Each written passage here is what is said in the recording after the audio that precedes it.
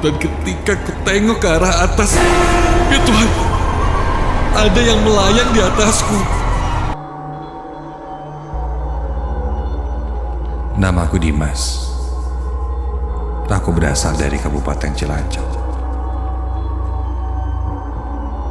Malam ini akan kuceritakan pengalaman seramku ketika aku keluar malam hari untuk berkunjung ke rumah temanku. Saat itu sehabis pulang sekolah, aku dan temanku Bagus berniat bermain ke rumah temanku yang berada di daerah Tanjungwangi.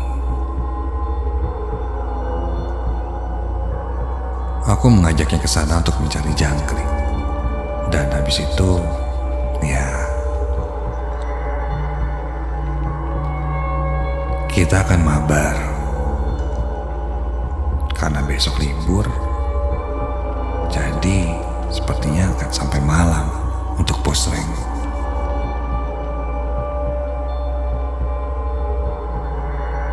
Bagus bilang,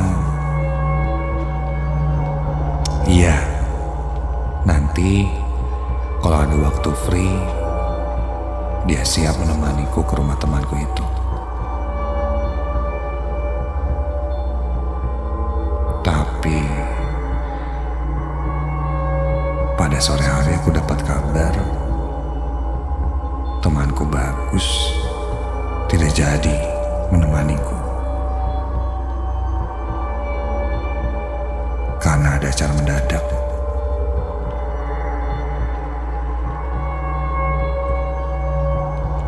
Tapi nanti jam 10-an dia akan menyusul setelah acaranya selesai.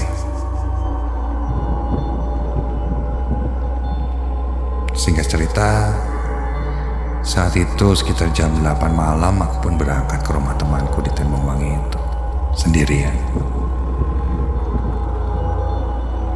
Jarak rumahku dan rumah temanku itu kurang lebih ya sekitar 30 menitan sih. Ada 2 jalan menuju rumah temanku itu.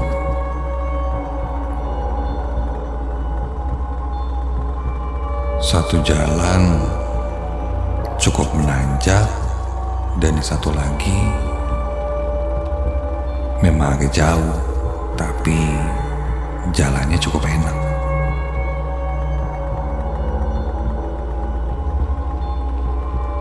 Karena yang kuingat tanjakannya itu cukup tinggi, aku lebih memilih jalan yang agak jauh. Tapi secara jalannya cukup enak.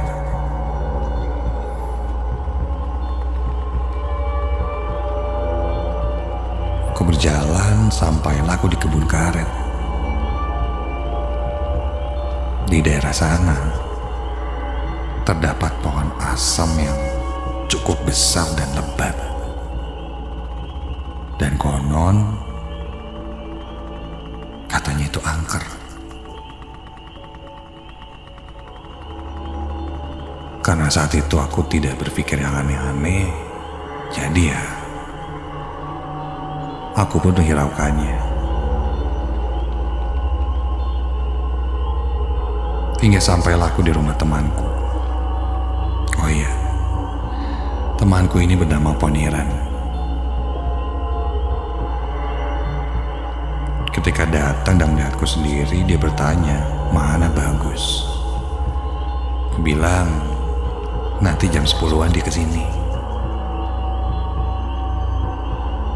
Sambil menunggu Bagus, kami pun akhirnya main game dulu.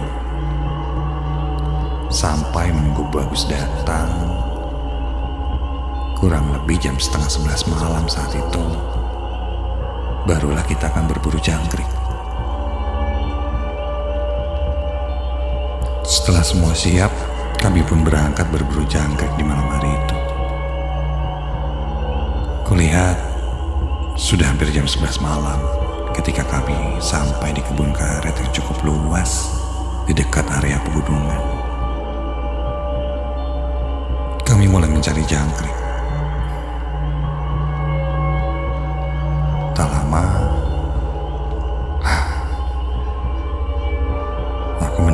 suara dari balik rumputan. Suara apa ya itu ya? Suaranya sih tidak seperti jangkrik. Seperti ada yang gerasak berusuk di antara rerumputan atau ilalang yang cukup tinggi. Dan ketika aku sorot senter ke arah tersebut, astaga.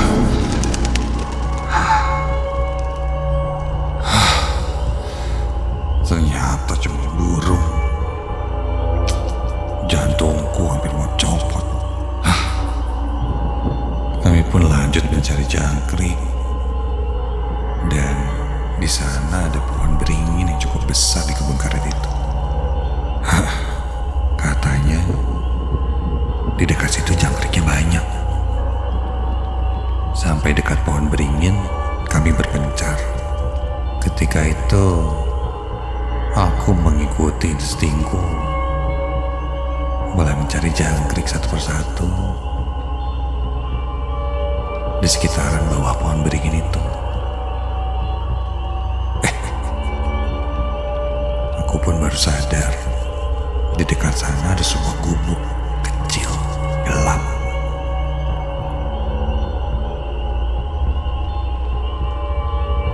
Guys, cari jangkriknya jangan jauh-jauh ya.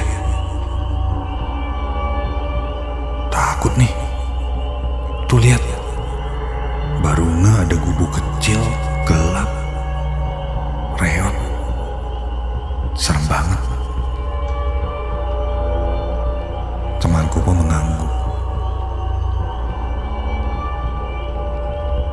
Satu persatu jangkrik aku ambil dan ditempatkan di sebuah wadah yang sudah disiapkan. Tak lama, kok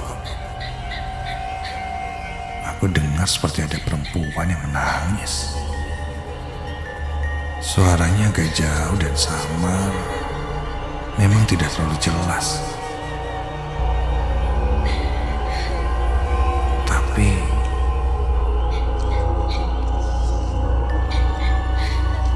aku yakin itu suara tangisan perempuan.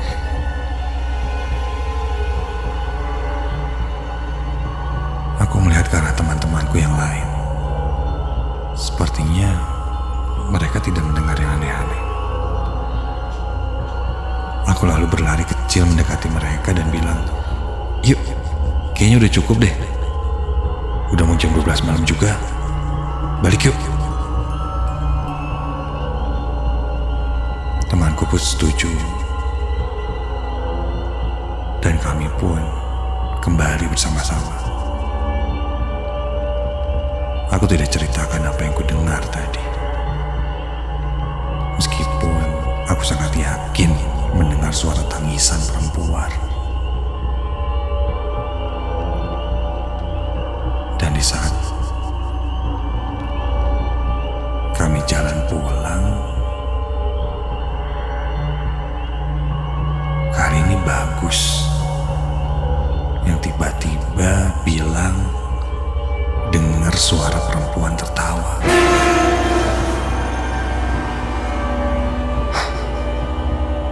Kami pun langsung memasang telinga, berkonsentrasi dan iya, terdengar ada suara perempuan yang tertawa.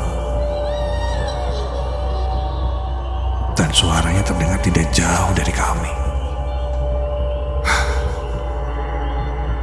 Poniran memegang bahu kami berdua dan bilang, "Udah, gak usah dengerin. Ayo, lanjut jalan." Dia memang terlihat tidak penakut. Kami pun berjalan dan sambil sesekali menengok ke arah belakang.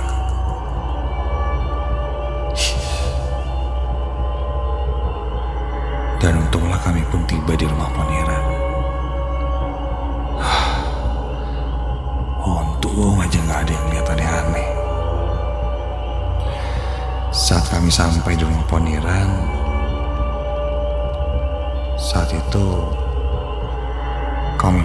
memutuskan untuk pulang. Tadinya kami mau menginap, tapi entah kenapa feelingku tidak enak jika menginap di rumahnya Poniran. Bagus pun setuju. Akhirnya kami pun berpisah dan pulang ke rumah masing-masing. Aku pun melewati jalan yang tadi sempat kulewati saat pergi.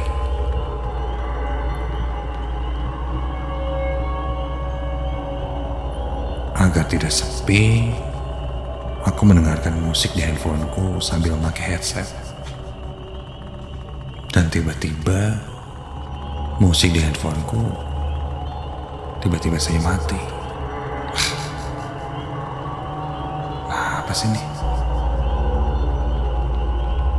Ketika aku cek, ya, handphoneku habis baterai. Kelepas headset dan kembali lanjut untuk berjalan. Ketika aku lanjut jalan, aku melihat di ujung jalan itu ada pohon pisang yang berjajar cukup banyak, dan ketika lampu motorku menyorot ke arah pohon pisang itu,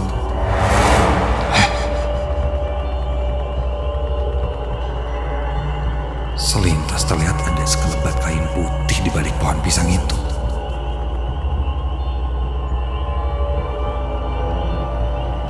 Dan ketika ku lewati pohon pisang itu, ku tengok ke arah kanan. Astaga!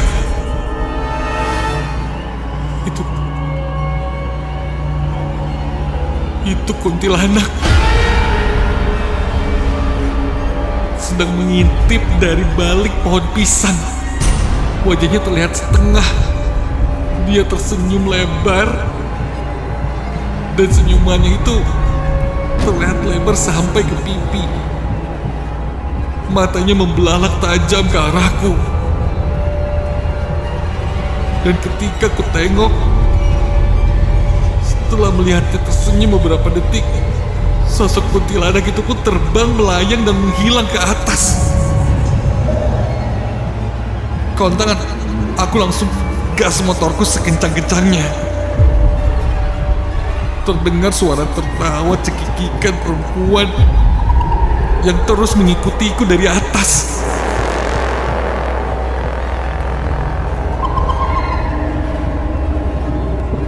Dan ketika ku tengok ke arah atas, ya Tuhan, ada yang melayang di atasku. Sosok perempuan itu seakan mengejarku, dan kini terlihat wajahnya yang menyeramkan, rusak, dan aku tidak mau melihatnya lagi. Aku langsung buang muka, konsentrasi ke depan jalan, dan terus menggas motorku hingga sampai ke pemukiman warga yang cukup terang. Bahkan ketika aku menyetir, aku tidak konsentrasi dan hampir menabrak tiang. Untungnya aku bisa kontrol dan aku pun selamat sampai di rumah. Begitu sampai di rumah, aku langsung pergi ke kamar dan ingin segera terlelap tidur. Namun telingaku ini seakan terus mendengar suara cekikikan perempuan yang menggaung, menggema di telingaku. Bahkan ketika ku tutup telingaku pun, aku masih bisa mendengar suara itu. Malam itu aku tidak bisa tertidur karena suaranya terus dan terus menggaung, menggema di telingaku. Hingga azan subuh berkumandang, barulah aku bisa terlelap. Ternyata benar mitos yang berada di sekitaran desaku itu, bahwa jalan itu memang angker, dan aku mengalaminya sendiri.